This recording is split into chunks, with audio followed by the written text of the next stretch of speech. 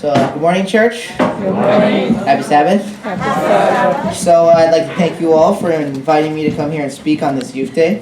Amen. But before I do, I'd like to invite you all to bow your heads and close your eyes and pray with me. Dear Father in heaven, Lord, I thank you for the youth in this church, Lord. I thank you for the job and the role you've placed them in and the job you have for them in the future, Lord. I pray that you be with me as I speak, Lord, and I pray that you be with them as they go out and live the rest of their lives, Lord. I pray that you bless them and bless me. In Jesus' name, amen. Amen. Coach, I'm ready. Coach, I'm ready. I'm ready to play right now, Coach, right now. It was Wayne's first game of his Little League soccer season. He was around 8 or 9 years old, and his dad had just enrolled him in this soccer league. It was like a Sunday league. It was by the park near his house. You know, this happens all the time. So Wayne, you know, he played soccer before. He wasn't like a rookie at soccer. He liked to play midfield. But this was his first time being on a team, specifically. So he had gone there, you know, with his dad. And when he gets there with his dad, he meets the coach. He meets the players. You know, they practice a little bit. Season's about to start. And the time had come for the first game of the season. So he was really excited, really nervous. This was his first game ever in this league. And so he was ready to play. Now, he didn't start, but he wasn't too worried about that because this was his first game after all. So the starting team went out. They're playing. They're kicking the ball around. They're having fun. And Wayne's like, Coach, now you can put me in. I'm ready. But the coach looked at Wayne and he was like, No, Wayne. Not right now. We're doing something right. You see what the team is doing? You got to wait. So Wayne's like, okay, Coach, okay. So he's waiting. But he waits some more. Halftime comes. He still hasn't played. Second half starts, and he's like, Coach, now I'm ready. Coach still won't let him play. So for now, he just decides, you know what, I'm just going to cheer on my team. So he cheers on his team. You know, he cheers for them. And then by the time the game was over, he didn't even play a single minute of the game. And that bothered him. He was like, he felt like he could really contribute to this team. So he went to his coach, but you know, he decided, Coach, next game, I'm going to let this game go, but next game, can I play? And the coach was like, maybe. So the next game comes, same exact thing happens. It's like, Coach, I'm ready to play. Coach just shoos him off, never actually plays in the game. So this time, Wayne is kind of upset. So Wayne walks over to his dad, and he's expressing his sorrow to his dad. He's like, Dad, you know, I don't get to play, and I really want to play, you know, this game. I want to have fun. I want to play with my friends. And so the dad's like, okay, son, hold on. So the dad walks over, talks to the coach. The coach, you know, after exchanging words with the dad, he assures Wayne that he will play in the next game. So game 3 comes, and Wayne's all excited. He's like, yeah, I'm ready, Coach. I'm ready. So second half starts. He missed the first half, but in the second half, his coach is like, okay, Wayne, go out there. So Wayne's like, thank you, Coach, thank you. So he runs out there, and he's playing soccer, and he goes and he, you know, kicks the ball. He's in the midfield, and he goes and kicks it again. And then this goes on for like a minute or two, and then Wayne's coach says, Wayne, come back. And he's like, okay, Coach. He runs back up, and the coach sends somebody else in. And then Wayne's like, okay. So Wayne's just there waiting, and that was it. That was his playing time for the whole game.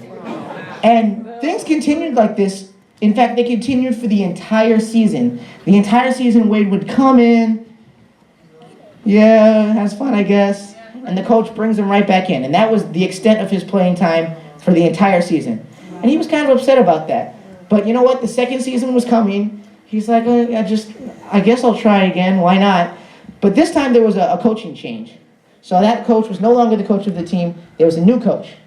And things were getting a little, you know, tense around the soccer team because they were going to play the defending champions of that league. And those defending champions were the defending champions because they had the best player in the entire league. This player was unstoppable, scoring multiple goals every game. No team could hold him. No team could keep him from scoring goals. Now, in all truth, I don't actually remember the name of this player, but since he was obviously an athlete with phenomenal skill and ability, we're just going to call him Jeremiah.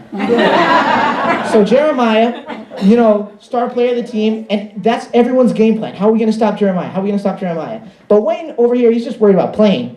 So he's just, you know, minding his own business, walking around the field. But then he sees the new coach and his current teammate. His teammate is actually the son of the coach. So the teammate's talking to the coach, and he's pointing at Wayne.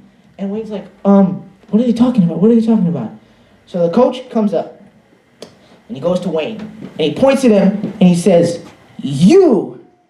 Wayne's like, me? And And he's like, yes, you. You are the person that we've been looking for.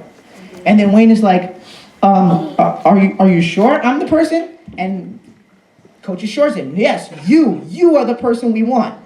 We need you to come in for us this game, to start for us this game. And Wayne's excited. He's like, yeah, Coach, I could do that. I could play. He's like, we need you to play defense. And then Wayne's like, yeah, Coach, but I play midfield. I don't play defense. But the coach says, no. You have a special job this game. Your job is to stay on Jeremiah. Wherever Jeremiah goes, you follow him, no matter where on the court he is. Your job is to keep him from scoring. You follow him wherever he goes, no matter what side of the field he's on. So Wayne, this is his only opportunity to play, so he decides to take it. He's like, you know what? Yeah, Coach, I'm going to do it. So he goes in there all energetic. So the game starts. It's kickoff.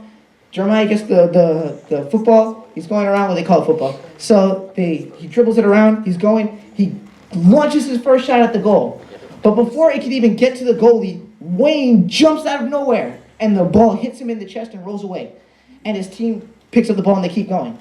So Jeremiah, being the skilled player that he is, gets the ball back, kicks it again. Wayne jumps in the way, hits him in the face, rolls off again. So he's holding Jeremiah. And so every shot Jeremiah take, Wayne would sacrifice his body, anything he could use, a hip, his knee, his head, his chest, anything that wasn't his hands because that was illegal, to block the ball.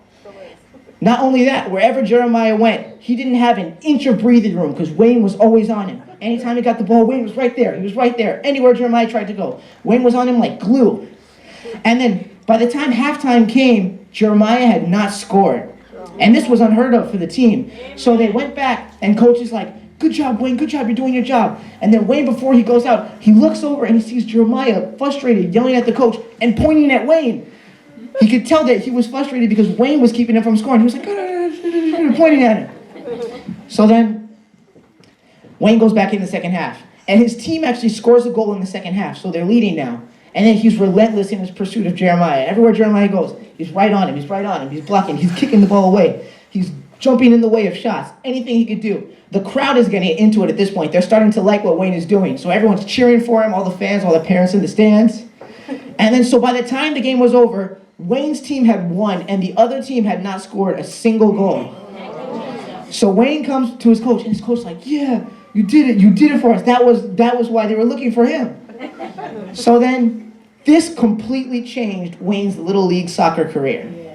So Wayne from then on was in every game, he was put on the best player of that team. And he would have to keep that player from scoring. And no player that he was ever put on could score because he was so relentless.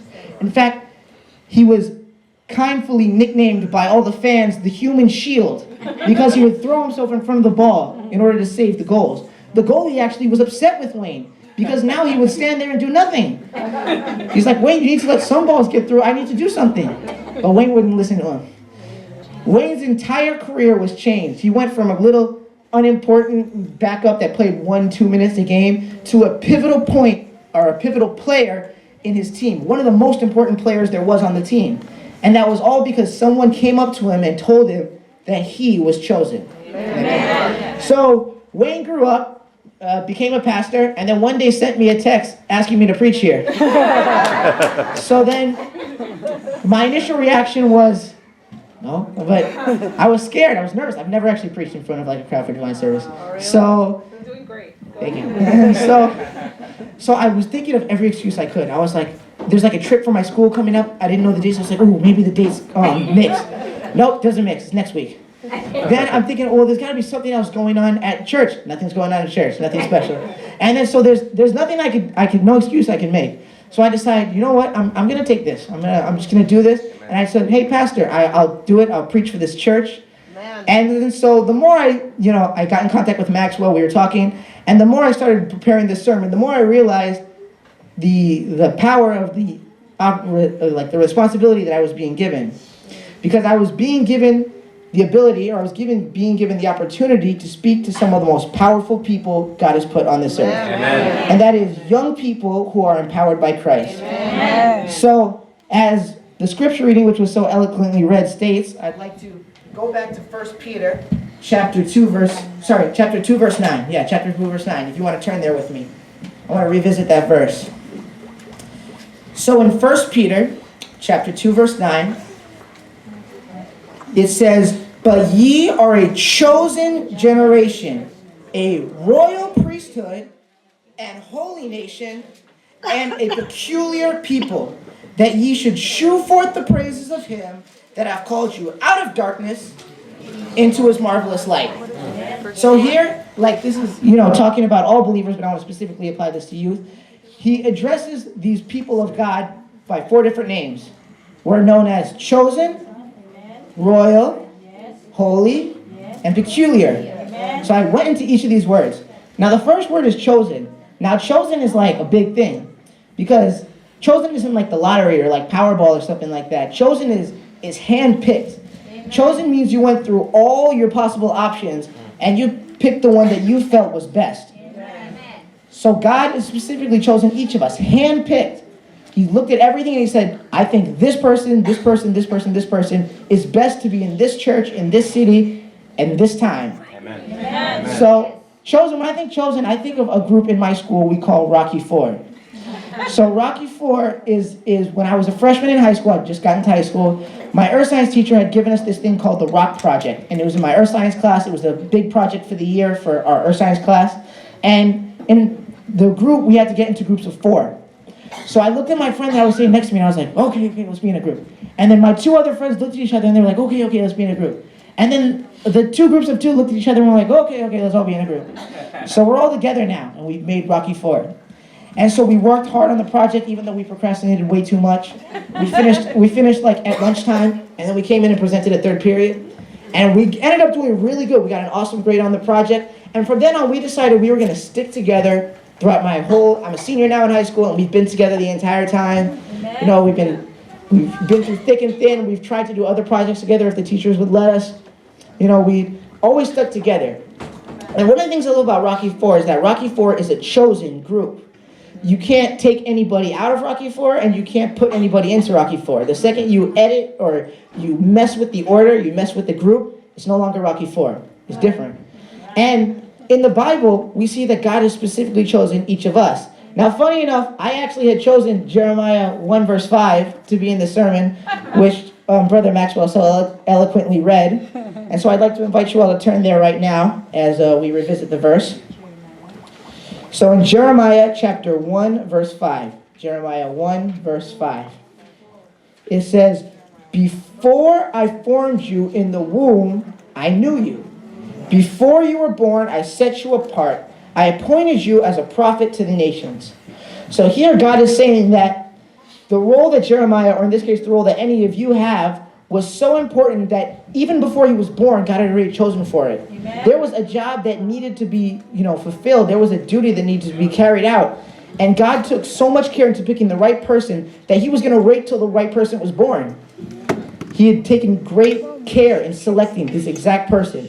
So I decided to really go in with this chosen idea, because I think if I'm really going to go in with handpicked, I have to show how handpicked it is.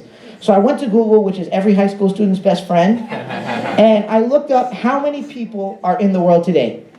So according to Google, there are 7 billion people. I'm not going to go into the extra data. There's around 7 billion people in the world right now. And then in just New York, there's 8.406 million. That's just about 8.5 million people. So, that's a lot of people. So, I go to a small school, so I don't really know what a lot of people feels like, but all those people, it seems crazy that out of all those people, God would pick each one of us here. And not only has God picked each one of us here, in 1 Peter chapter 2, verse 9, it talks about how God is giving a life-saving message to each of us. A message that brings people that are, going to die in darkness, and all of a sudden now they're going to live in light because of this message. So this is potentially like one of the most important things you can entrust somebody with. And he's decided out of 8.406, out of 8.5 million people to give it to you in New York alone, he has chosen to give it to each of you here, each one of us specifically. And so I thought about that, and I thought, well, there's another thing you could talk about, because New York isn't just like any other state. New York is what I like to call a trend-setting state. In New York, we don't look at, what are they doing in Idaho or Wisconsin, and we'll do that. People look at us. When we do something, people follow. We set trends. we decide what's cool and what's not cool, what's in and what's not in. So not only has God given each of us here a life-saving message, he has put us in one of the most influential cities to deliver that message. So it shows you how highly God regards each of you, because he trusts each of you to accomplish this goal. All right? Well, the next word was royal. And royal to me was really different than chosen, because you can't like choose who's going to be royal. Royalty is something that you literally have to be born into. If you're not born with being royal, then you're just not royal. You know, it sucks. I'm not royal either, so I don't have that benefit. But so I went and looked up, because I know like I've heard of this thing in like my history class about these young kings. So I went back to Google and I Googled who are the youngest monarchs to ever live. So I got a male and a female. Google gave it to me. And Google says that the youngest male king ever was King Henry VI, who was 8 months and 25 days old when he became king. That's insane.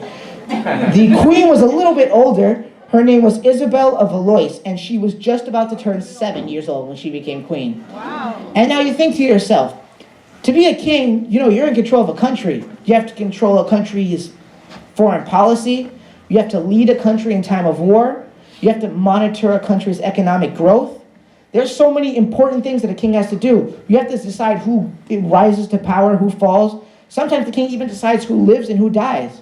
And you think to yourself, what good reason? I can't think of one good reason or one positive way that an 8-month-old King Henry would be able to positively affect his country. I don't think King Henry VI, who probably couldn't even use the bathroom at that time on his own, could somehow lead a country of all these people, could make these huge important decisions. Isabel too, only a very young age. What good reason? I could think of no good reason to put these people in the highest position possible. And the only reason I could come down to was because they're royal. And because they're born with it, and you just have to give it to them because it's what it belongs to them. So then I looked in the Bible, and in the Bible we see the story of King Joash. So Joash was another young king. He was a little bit older. He was 8 years old. Not a big difference to me. I don't think an 8-year-old should run a country either. But actually, Joash, because they had made an attempt to kill all his brother and sister so that this queen could stay in power, and then they had kept Joash hidden. He was the only one that survived. And when the people had finally found out that Joash was alive, you know, they decided to show everyone that Joash was still alive. He was still kicking. They went to the queen, who was like, you know, a grown woman, and they went and killed her. You know, they were like, no, this 8-year-old has to lead us. This, because he's royalty, because it belongs to him. And God actually even used Joash at 8 years old to, you know, cleanse the temple and change Israel. Amen. Just because he's royal. And like I said, royalty is something you have to be born into. It's not something that, you know, it could just happen to you. Like, oh, you're royal now. And God calls us to be born again. And when we're born again, we're now born into this royalty. This royalty that nobody can, you know, no one can take away your royalty. No one can like say, you know, you've strayed this far away. You're not royal anymore. God's declared you royal. Amen. So, you know, now you're chosen and you're royal. And you think that'd be good enough, but God takes it a step further. Because now he goes holy. So holy, I'm thinking, holy is like, when I think holy, I think like Ark of the Covenant. Like, it's starting to fall over and some guy tries to catch it and he dies. Like, that's how important it is. And then I think like the Sabbath message, which God like wrote with his own hand on like stone, that's holy to me. That's like crazy important. And then like there's the temple, which has the holy place and the most holy place. And the most holy place was so holy that only one person could go in there once a year. And I'm thinking, wow, that's kind of crazy. And I didn't really know how I felt about associating myself with holiness. So when I started writing this sermon, 2 weeks ago, well, actually, I wanted to start writing this sermon 2 weeks ago, but I didn't. But I told myself, I was like, you know what? I'm going to be preaching in front of a congregation. This is a big thing. Maybe I should try to eliminate some of the normal things I do that would distract me from what God's trying to tell me for these 2 weeks. Miserably failed. Not even close. Couldn't do it at all. The first of the 2 weeks goes by, stared at my computer screen blank, didn't write anything. Couldn't even accomplish that small goal. The next week came by, I was like, okay, this is the last week. I was writing the sermon at this point, but I was like, now I really got to eliminate some distractions. Kinda, not really, didn't really. I tried, God is good. But God still says in this verse that me and all of you are his holy people, specifically holy. And he doesn't just say this, just here in this verse. He says it in other verses. So I Googled, verses, and I got this. Deuteronomy chapter 14, verse 2. It says, "For you are holy people to the Lord. For you are holy people to the Lord, your God. And the Lord has chosen you to be a people for his own possession out of all the people who are on the face of the earth." So here, this isn't just like this one thing that appears in 1 Peter and never comes up again. God repeatedly states that. No, I wasn't kidding. You guys are holy people. Amen. Not just chosen and royal, but you're also holy. Yeah, that's big to me. Amen. But so then the next thing came, and that was peculiar. And peculiar was what threw me for a loop. Because when I think peculiar, I think, what? Peculiar? I like to appeal to all my young men in the audience. If you're making your move on a girl, and then she begins to tell you that she thinks you're smart, you're funny, and you're talented, but then she says, but you're weird. What? It makes no sense. You think, oh, is that good? So are we good? Or it just throws you for a loop. I didn't understand it. In fact, I submit to you that if we were taking maybe an SAT or a standardized English test, and they were to give us these 4 words in a column, and they say, pick which word doesn't go with the other 3 words, I guarantee you, almost 100% sure, that each one of you would pick, peculiar, that doesn't fit in. So I went back to peculiar, I Googled what it meant, and I got 2 definitions. So the first one was like odd, unusual, like out of place. And the next one was belonging specifically to something. Now I thought, okay, that makes sense, because we belong specifically to God. Amen. But I wanted to go back to the first definition, which is like odd, unusual, like sticking out, different. So my Sabbath school teacher, Helen Massey, she's not here, but she often talked to us about the power that Jesus, his disciples, and these holy men of God had. Power that sometimes they would just walk through and people would notice that there's something different about them. They haven't said anything yet, they haven't done a miracle yet, but people just notice, whoa. They're different. And she challenged us frequently. She's like, how can we get that close with God that just by being there, people can notice, people can stop in the streets and be like, hey, I'm in the train and that person is different, And I got it. Like, I understood what she was saying, but I couldn't, in my mind, see a practical application to that. So that all changed, though. Because this one time, I'm going from my dad's house to my mom's house. My dad lives in Brooklyn. My mom lives in Queens, so I had to take the N train back home. So I got in the train, long train ride. But I got in there one of the early stops, so there's seats available. Sit down, on the train. My phone is dead, I'm kind of bored, but so I'm just sitting there, going through the train, and then some pretty, interesting characters come in. You know how it gets on the train? So, pretty, extreme characters come over here on my left side, and I'm looking, and I'm like, oh, it's kind of making me uncomfortable. I'm going to look back here. But then more came on the right side, and then now, because the train's crowded out, and I'm like, oh, man, I don't want to look at that either. I can't just stare at my legs. It's weird. And then even across from me, there was this ad, this storage ad about this guy. He's like, I love my wife and kids, but I love my storage more. And he was, cross-dressing. It was so weird. I was totally thrown off. And then so I'm looking everywhere, and I'm like, well, what am I supposed to do? My phone's dead. I can't just stare at my legs. I have nowhere to look. But then to my salvation, my deliverance, came this dude. No idea who he was. He looked like a young dude that worked because he had a briefcase and everything. He was dressed like he just came back from work. So he looked like a young man, I would say early 20s, best guess. So young guy comes in, briefcase and a North Face jacket. I remember that North Face jacket specifically. Stayed right in front of me at the pole because I'm sitting down. And honestly, I had to stare at him the entire time home. I just stared at his North Face jacket the entire time because what else was I going to do? So I'm staring at his North Face jacket, sitting, look at the stop, get to the stop.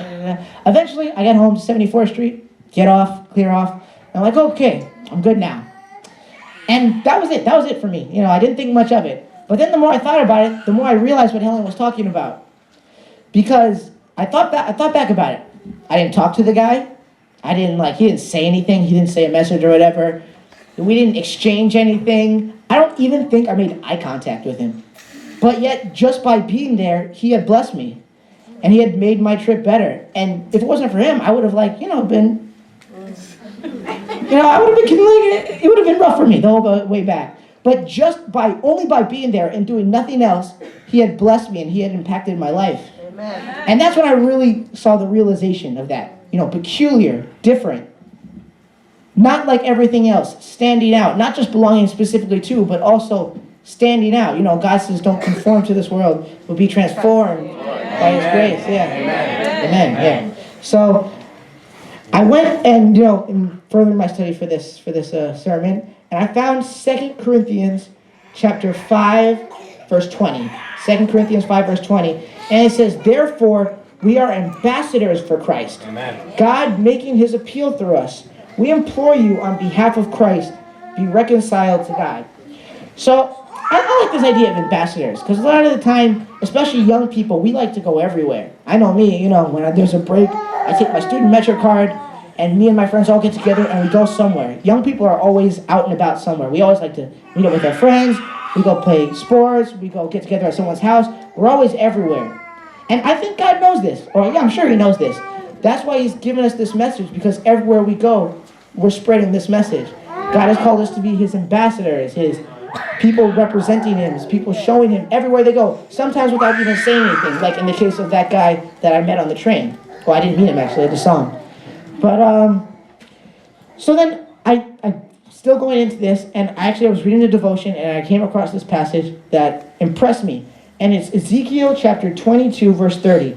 It says, I looked for someone among them who would build up the wall and stand before me in the gap on behalf of the land, so I would not have to destroy it.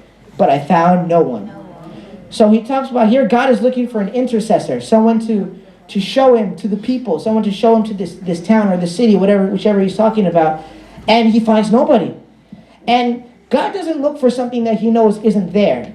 God is specifically, and he's looking everywhere. He's looking in our churches. He's looking in our schools. He's looking wherever we're hanging out, in our own houses. God has placed ambassadors everywhere. Amen. He's placed people to represent him everywhere. And we are those people. So he's looking for us. He's looking for where are these people that represent me? Where are my children? Where are my chosen, royal, holy, peculiar people? I know I put them there. That's why I know they're there. Why aren't they, representing me? And I would like to challenge all of us to keep that in mind. Because if we go back to the end of 2 Peter chapter 2, verse 9, it specifically says that ye should shew forth the praises of him who called you out of darkness into marvelous light. So this is, like I said, this is life-saving stuff. This is stuff that'll bring people from death to life. And, all in some lives, our lives have been impacted by another ambassador of God who brought a distant relative, or maybe even ourselves, from darkness into light. Yeah. And so, this reminds me, this remembered me, and as I close, there's this story that really illustrates this in my life. So in my freshman year, back to my freshman year of high school, the teacher, my religion teacher at the time, her name was Miss Boston, so she came up and she made a little announcement after chapel. I was kind of not paying attention at chapel. So then she comes up at the end and she says, if there is anyone who would like to be God's hands and feet, please remain behind after service. So I thought about it. I was like, yeah, it kind of sounds important. God calls us to do that. I was thinking of all the stuff I learned in church. But honestly, I was scared. Because I thought, I told myself this, I was like, there's no way anyone's sitting down. Everyone's getting up and leaving and going to lunch after this. Lunch is right after, we need to eat. And then I honestly convinced myself, I kind of, was chickened out of staying. And so I didn't feel good about it, but I wasn't going to stay. And then the teacher had said that our class could leave. Class got up. I got up. But as I got up, corner of my eye, saw one of my friends, actually in Rocky Ford, he's a Rocky Ford member, and he was still sitting down. So he was still sitting down, and when I saw him there, it hit me. It hit me right inside. And I thought, if he knows that he's chosen and royal and holy, and if he was able to take a stand, not thinking about what other people thought, but he was willing to stay and be God's hands and feet. And I thought if he could do that, then I could do that too. So I went back down and I sat next to him. And we joined this group called Compassion. I ended up becoming the president in my junior year. And all that. And this was a huge blessing for me. I really enjoyed my time there. And all that was because somebody who knew they were chosen showed me that I was chosen too. And so I'd like to thank God for all the chosen, royal, holy, and peculiar youth in this church, and the great message that He has given them to take to the world. And I would encourage all of them to take that seriously and to go bring God's message as His ambassadors.